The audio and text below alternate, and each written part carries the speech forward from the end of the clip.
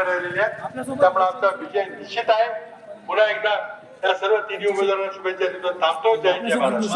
तरुणांना लाजवेल एवढी ऊर्जा आणि एक उस्ताद 100 शिष्य तयार करू शकतात. पण 100 शिष्य मिळून एक उस्ताद तयार करू शकतात.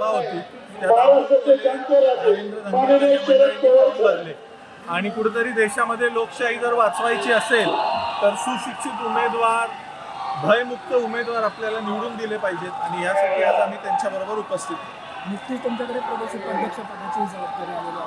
पुढच्या काळातलं विजन कसं?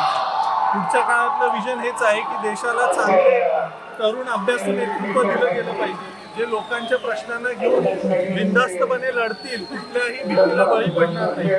अशी उमेदवार आणि अशी लोक जर निवडून द्यायची असतील तर आपल्याला लोकशाहीच्या बाजूने उभं राहायला पाहिजे, इंडिया आघाडीच्या बाजूने उभं राहायला. त्यामुळे भूषणसिंह राजे होळकर यांनी इंडिया आघाडीच्या पाठीमागे असं विधान केल्याचं पाहायला मिळतं. कारण संकेत देशपांडे टॉप